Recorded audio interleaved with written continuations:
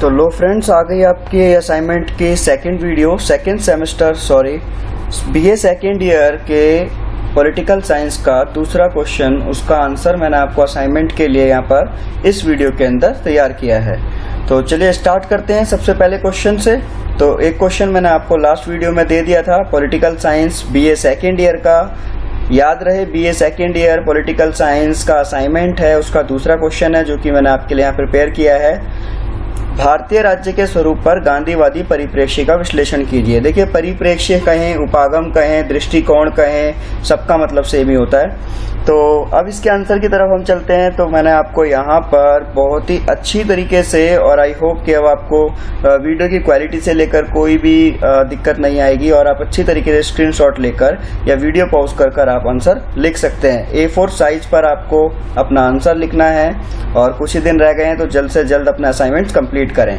तो आंसर देखते हैं। गांधी को ना ही दार्शनिक कहा जा सकता है और ना ही राजनीतिक चिंतक, फिर भी वह ब्रिटिश साम्राज्य के विरुद्ध संघर्ष में उन्होंने व्यक्ति, समाज और व्यवस्था, राज्य नैतिकता तथा कार्य प्रति के रूप में अहिंसा पर आधारित अपने विशिष्ट विचारों का निर्माण किया। महात्मा गांधी का जो उदय है वो भारतीय गगन पर सूर्य के समान रूप पर समान हुआ। उन्होंने अपने जीवन काल में एक दार्शनिक की भांति केवल कुछ विचारों का ही नहीं बल्कि किसी दर्शन का प्रतिपाद मात्र नहीं किया, अपितु उन्होंने जो कुछ कहा उसे स्वयं व्यवहार में लाने का प्रयत्न किया। गांधी जी कहते थे कि जो भी आप कीजिए पहले उसे आप अपने व्यवहार में लाइए।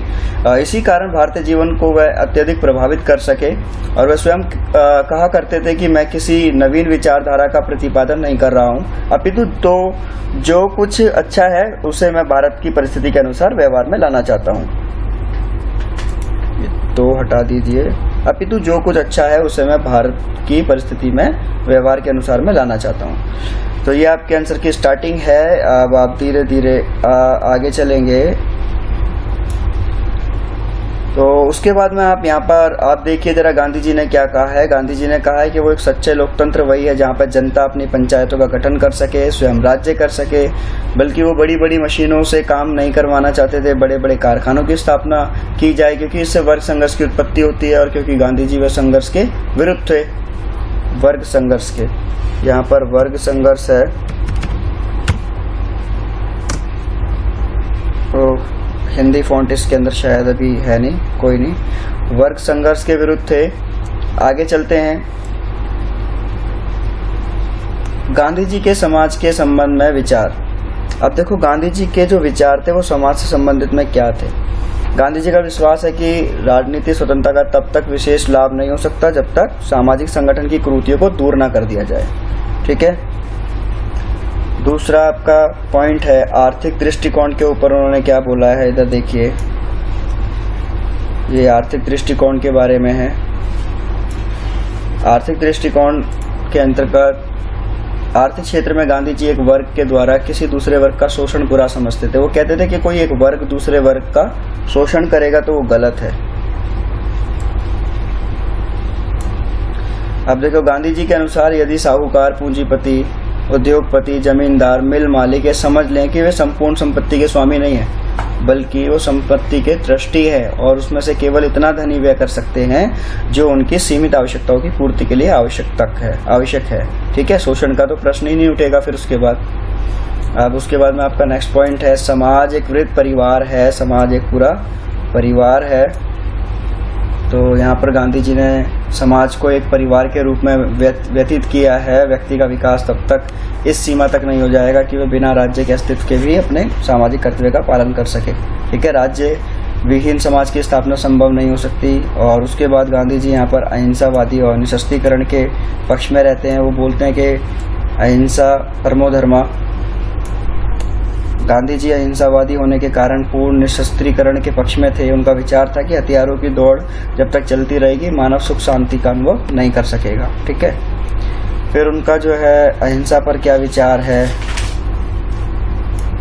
अब गांधी जी ने अहिंसा पर क्या विचार हैं वो व्यक्त किए हैं, उसको आप देख लीजिए। उसके बाद आपका इस वीडियो के अंदर ग्राम स्वराज पर क्या विचार है उनके, वो यहाँ पर लिखे हुए हैं।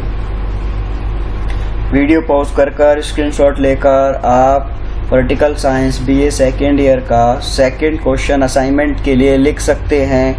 और बाकी ह्यूमन राइट्स और एजुकेशन, हिंदी, इंग्लिश, जो भी सब्जेक्ट है उनके जल्द से जल्द वीडियो बनाकर मैं आपको असाइनमेंट जो है प्रोवाइड कराऊंगा आपके अपने चैनल विष्णु देवाकर पर। आगे चलते हैं, स्क्रीनशॉट ले लीजिएगा और जल्द से जल्द लिख लो। अब यहाँ पर आपका निष्कर्ष है।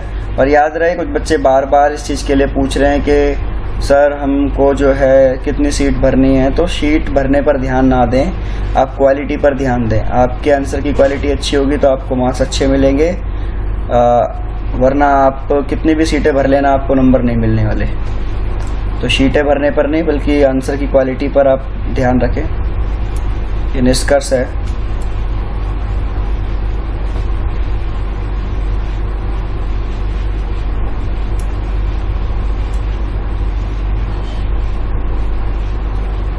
और ये आपका प्रश्न खत्म हो चुका है, उसका आंसर भी मैंने लिख दिया है। अब आपके पॉलिटिकल साइंस का एक असाइनमेंट कंप्लीट हो गया है बीए सेकेंड ईयर का।